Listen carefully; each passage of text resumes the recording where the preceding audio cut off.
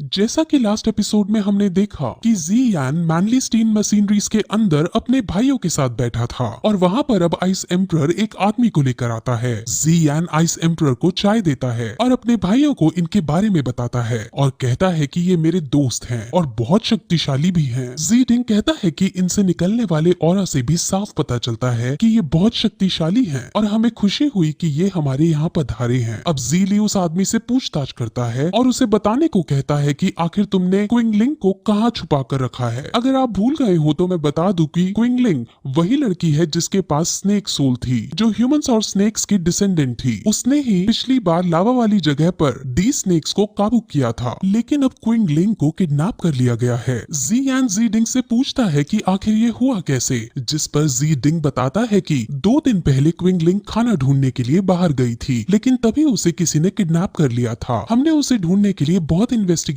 की और हमें इस आदमी पर जिसे आइस एम्परर अपने साथ लाए इस पर बहुत शक है। अब ज़ीली गुस्से में आकर उस आदमी को टॉर्चर कर क्विंगलिंग का पता उससे पूछता है, जिस पर वो आदमी डर के मारे सब सच सच बता देता है। वो आदमी बताता है कि क्विंगलिंग को मो क्लैन ने किडनैप कराया है और अभी भी क्विंगलिंग मो क्लैन के पास ही है। अब ज़ियान आइस एम्परर से मो क्लैन के बारे में पूछता है, जिस पर आइस एम्परर बताते हैं कि मो क्लैन बहुत शक्तिशाली है, यानी उसके पास बहुत ज्यादा धन संपत्ति है। उसके आसपास के सभी मशीनरी से अलायंसेस हैं और वो अपने अलायंसेस को मजबूत करके और ज्यादा मुनाफा कमाता है। वो दुनिया के सामने एक अच्छा आदमी बन रहा है, लेकिन असल में ऐसा नहीं है। वो सबकी नजरों के नीचे कई सारे ऐसे कांड करता है जो बहुत गलत है। अब ज़ियान टेंशन में आ जाता है क्योंकि उसे डर है कि क्विंगलिंग को उसने अपना शिकार ना बना लिया हो, इसलिए वो तुरंत अब मो क्लैन के अंदर जाकर क्विंगलिंग को बचाने का डिसाइड करता है। वहीं अब हमें मो क्लैन के लीडर को दिखाते हैं। मो क्लैन के लीडर का नाम मो चोंग है और वो रईसों जैसी जिंदगी जीने में कोई कसर नहीं छोड़ता। वो अब अपने घर आता है और वहाँ गलती से उससे एक बच्चा टकरा जाता है। वो बच्चे को देखकर एक ऐसी स्माइल देता है जैसे वो बच्चे से बहुत प्यार करता हो। वो अपनी दोहरी जिंदगी जी रहा था, जिसमें सबको वो ये दिखाकर चलता है कि वो बहुत अच्छा इंसान है, क्योंकि वो ये चाहता है कि उसके अलायंसेस मजबूत रहे। अब मो चोंग घर आकर अपने घर को पूरी तरह से सजवाने लगता है। आज मो फैमिली का 60th जन्मदिन है, जिस वजह से आज उसने कई सारी क्लैन और मशीनरीज के लीडर को अपने यहाँ रात को दावत पर बुलाया होता है। अब मो चैंग फिर एक गुप्त ठिकाने पर जाता है, जो कि असल में पानी के नीचे मौजूद था। उस गुप्त ठिकाने में उसने क्विंगलिंग को कैद कर रखा था। वहाँ पर 2 वही वाले लावा स्नेक्स मौजूद थे और वो दोनों ही क्विंगलिंग के कंट्रोल में थे। उन दोनों लावा स्नेक्स को देखकर मो चैंग खुश होता है, लेकिन वो श्योर होना चाहता था, इसलिए वो एक ब्लैक स्नेक को उस पर छोड़ देता है। वो ब्लैक स्नेक क्विंगलिंग को खाने उसकी तरफ दौड़ता है, लेकिन क्विंगलिंग अपनी पावर्स का यूज करके उस ब्लैक स्नेक को भी अपने कंट्रोल में कर लेती है। अब मो चैंग समझ जाता है और श्योर हो जाता है कि ये लड़की ट्री फ्लावर स्नेक की ताकत रखती है और अब ये डिसाइड करता है कि आज रात को ये इस पर एक्सपेरिमेंट करेगा। अब ये एक्सपेरिमेंट क्या है ये हमें थोड़ी देर बाद पता चलेगा। वही मैनली स्टील मशीनरीज के अंदर आइस एम्परर उसे बताते हैं कि वो लोग जरूर प्यूपिल ऑफ 3 स्नेक्स फ्लावर के पीछे पड़े हैं, ताकि वो इसकी पावर का यूज अपने लिए कर सके। इसका मतलब अब उसकी जान को खतरा था, इसलिए ज़ियान तुरंत वहाँ जाने को कहता है। ज़ियान के भाई भी उसके साथ आना चाहते थे, लेकिन वो उनसे यही रुकने को कहता है और अब वहाँ उड़कर मो क्लैन के पास जाने लगता है। अब उसके पीछे पीछे आइस एम्परर भी जाते हैं और उसका साथ देते हैं। रास्ते में आइस एम्परर ज़ियान की एबिलिटीज की तारीफ करते हैं और उससे पूछते हैं कि तुमने इतनी छोटी उम्र में 2 होंग लेवल प्राप्त कैसे कर ली। मेरे 2 होंग लेवल प्राप्त करने में 5 साल लग गए थे और तुम इस उम्र में 2 होंग के साथ साथ इतनी सारी एबिलिटीज भी रखते हो, ऐसा कैसे करते हो, कौन तुम्हारा साथ देता है। अब ज़ियान पहले तो थोड़ा भाव खाता है, लेकिन आइस एम्परर के इंस्टेंटली पूछने पर उसे बताता है कि जरूरी नहीं है कि हमें 5-6 साल का वक्त लगे ही लेवल बढ़ाने के लिए। अगर हम चाहे तो 1 साल के अंदर भी 2 होंग को हासिल कर सकते हैं। आइस एम्परर पूछता है कि आखिर कैसे हम ऐसा कर सकते हैं, जिस पर ज़ियान बताता है कि एक फॉलिंग जिदान नाम की मेडिसिन है, जिसको बनाने के लिए 5 इंग्रेडिएंट्स चाहिए होते हैं। इस मेडिसिन को बनाना तो आसान है, लेकिन इसके इंग्रेडिएंट्स ढूंढना मुश्किल काम है। चाहे कितनी भी बीमारी क्यों ना हो या फिर कितनी भी चोट क्यों ना लगी हो, उस मेडिसिन से सब ठीक हो जाता है और वो कल्टीवेटिंग स्पीड को बहुत ज्यादा बढ़ा देती है। अब आइस एम्परर उसे इस मेडिसिन के इंग्रेडिएंट्स को ढूंढने और इसको बनाने के लिए कहता है, जिस पर ज़ियान अपनी भी एक शर्त रखता है। ज़ियान को पता चल जाता है कि आइस एम्परर बहुत शक्तिशाली है, इसलिए वो उनसे कहता है कि आप मेरे साथ ट्रैवल करके मेरी रक्षा करो। अब आइस एम्परर मान जाता है और 1 साल के लिए उसका गार्डियन बन जाता जाता है। अब वो दोनों को चलते चलते शाम हो जाती है और वो दोनों मुंह छुपाकर मोकलैंड के भीतर आते हैं। आइस एम्परर पूरी दुनिया में फेमस हैं और उनको देखकर कोई भी पहचान सकता था, इसलिए उन्होंने अपनी पहचान छुपा रखी थी। अब ज़ियान पावर ऑफ डिटेक्शन का यूज करके मोकलैंड के हाउस के अंदर ताक झांक करता है, जहाँ उसे कहीं भी क्विंगलिंग दिखाई नहीं देती, लेकिन उसे ये पता चल जाता है कि यहाँ इस घर में एक खुफिया गुफा है। अब वो दोनों उसी खुफिया गुफा के अंदर जाते हैं, जहाँ आगे बढ़ते वक्त उन्हें कई सारे सैनिक मरे हुए भी दिखते हैं। उन सैनिकों की हालत को देखकर आइस एम्परर बताता है कि इसको किसी डॉहैंग लेवल के आदमी ने मारा है और कोई हमसे पहले यहाँ इन्वेस्टिगेट करने आ चुका है। वो अब गुफा के अंदर पहुंचकर बहुत बड़े बड़े टेस्ट ट्यूब्स रखे हुए देखते हैं और समझ जाते हैं कि यहाँ इंसानों पर एक्सपेरिमेंट किए जा रहे हैं। अब ज़ियान फिर से पावर ऑफ डिटेक्शन का यूज करता है और उसे पता चल जाता है कि क्विंगलिंग यहीं कहीं मौजूद है। अब वो डिसाइड करता है कि आज रात को वो सबके सामने मो चोंग की असलियत ले आएगा और ये टेस्ट ट्यूब उसके खिलाफ हमारे सबूत बनेंगे। वहीं मो क्लैन के अंदर अब पार्टी शुरू हो गई थी और वहाँ अलग अलग क्लैंस के लोग आए थे। खास बात ये थी कि वहाँ पर नयन रैन भी मौजूद थी और वो भी उनके यहाँ चीफ गेस्ट बन के आई थी। नयन रैन का क्लैन वहाँ सबसे बड़ा क्लैन था और अगर मो चोंग को नयन रैन का साथ मिल जाता है तो वो बहुत शक्तिशाली होने वाला था, इसलिए उसने नयन रैन को बुलाया था। वहीं अब वो सब दावत कर ही रहे होते हैं कि तभी वहाँ एक मास्क मैन आता है जो सीधे अंदर घुसा चला जाता है। मो चोंग कहता है कि तुम दावत खत्म होने के बाद आना और जब मुझसे मिलना, लेकिन वो मास्क मैन वहीं खड़ा ही रहता है। अब मो चोंग के सैनिक वहाँ आकर उसे भगाने की कोशिश करते हैं, लेकिन ज़ियान अपनी पावर्स का यूज करके उन सबको दूर हटा देता है। वो अब मो चोंग का गला पकड़कर उसे उठाता है। मो चोंग समझ जाता है कि ये डॉ होंग लेवल का है और वो खुद इसे नहीं हरा पाएगा। वो उससे पूछता है कि आखिर तुम चाहते क्या हो, जिस पर ज़ियान कहता है कि तुम्हारी जान लेने मैं यहाँ आया हूँ। अब ज़ियान की नजर वहाँ बैठी नयन रैन पर जाती है और उसको देखते ही ज़ियान के दिल में घंटी बजने लगती है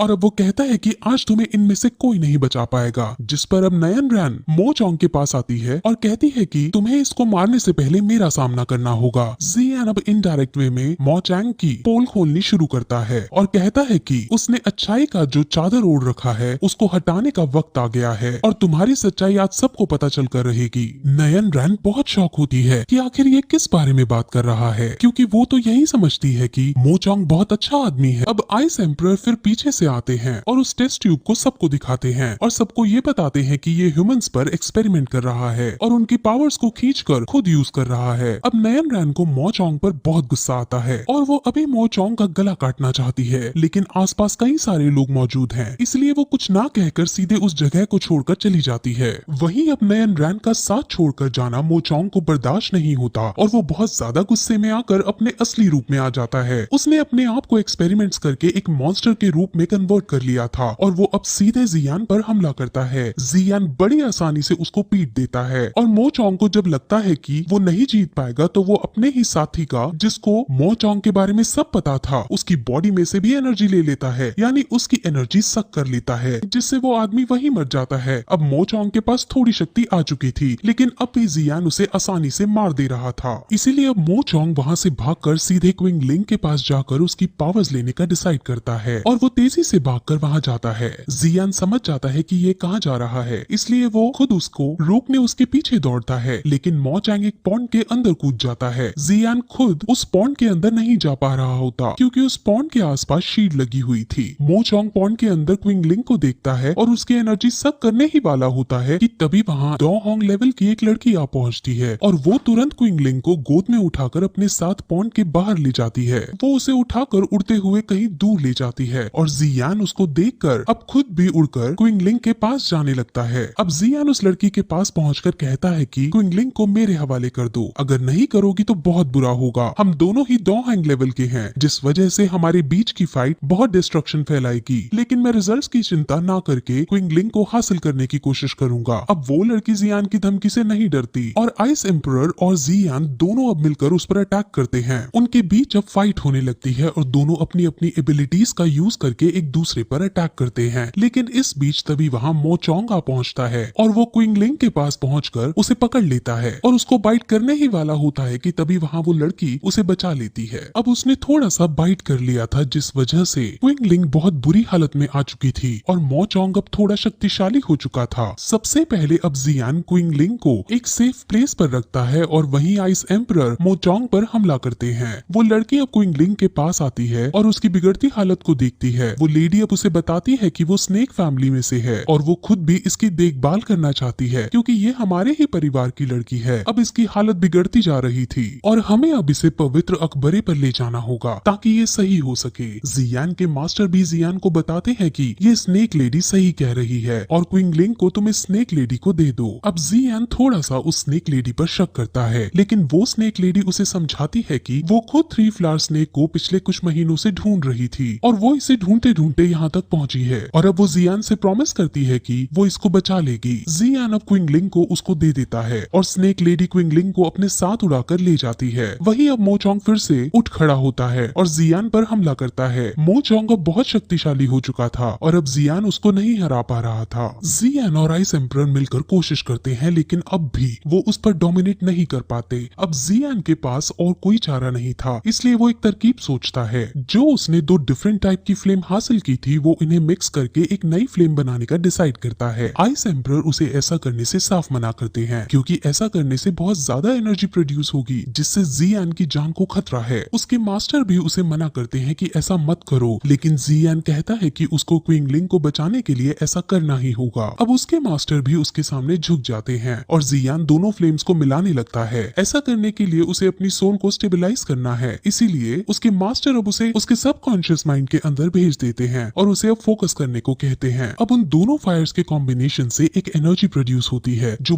बहुत शक्तिशाली है। उसके मास्टर पूछते हैं कि आखिर ये क्या है, जिस पर जियान कहता है कि उसने इसका नाम बुद्धा लोटस एंगर दिया है। वो अब बुद्धा लोटस एंगर को मोचोंग पर यूज करता है और बुद्धा लोटस एंगर मोचोंग की शक्ति को डिफेंड करते हुए मोचोंग पर जाकर जगता है, जिससे आसपास बहुत बड़ा एक्सप्लोजन होता है। आइस एम्परर तो बच जाते हैं, लेकिन जियान अब आसमान से नीचे गिरने लगता है। वो अब गिरते वक्त फायर माइंड के सबकॉन्शियस लेवल पर पहुंच जाता है। वहाँ उसके मास्टर एक झील किनारे उदास बैठे थे। जियान उनके पास जाता है और उनसे कहता है कि मास्टर, आपने देखा ना कि मेरा बुद्धा लोटस एंगर काम कर गया। जिस पर अब उसके टीचर कहते हैं कि बुद्धा लोटस एंगर बहुत शक्तिशाली है और अब मैं और ज्यादा तुम्हारा टीचर नहीं बन सकता हूँ। तुम्हारे पास अब इनफ एनर्जी है जिससे तुम अपने एनिमीज को मार सको। अब तुम्हें मेरी जरूरत नहीं होगी। जियान को पहले तो मजाक ही लगता है, लेकिन अब उसके मास्टर उसे बताते हैं कि जो तुमने बुद्धा लोटस एंगर बनाया है वही अब तुम्हारा टीचर होगा। मेरे अंदर अब और ज्यादा एनर्जी नहीं बची जिससे मैं तुम्हारे साथ रह सकूं। अब मुझे फिर से गहरी नींद में जाकर सोना होगा। जियान अब बात की गंभीरता को समझता है और उसे कहता है कि आप मेरी एनर्जी को यूज कर लो, आप लेकिन जाओ नहीं, मुझे आपकी बहुत जरूरत है, मैं आपके सिवा कुछ भी नहीं हूँ। लेकिन उसके मास्टर उसे सिर्फ इतना कहते हैं कि मुझे बहुत खुशी है कि मैं तुम्हारा टीचर बना, और वो फिर डिसइंटीग्रेट हो जाते हैं। जियान को अपने ऊपर बहुत गुस्सा आता है क्योंकि आइस एम्परर और उसके खुद के मास्टर के मना करने पर भी उसने बुद्धा लोटस एंगर को क्रिएट किया था। वो ये भी सोचता है कि उसने खुद अपने टीचर को मार डाला है, उसे सिर्फ अपनी स्ट्रेंथ को बढ़ाने से मतलब है। वो ये सब सोचकर बहुत रोता भी है। वो बहुत ज्यादा रिग्रेट करता है और फिर सबकॉन्शियस माइंड से बाहर निकलता है। वो आसमान से नीचे गिर रहा था, लेकिन तभी आइस एम्परर उसे बचा लेते हैं और यही इसी तरह से सीजन यही खत्म हो जाता है।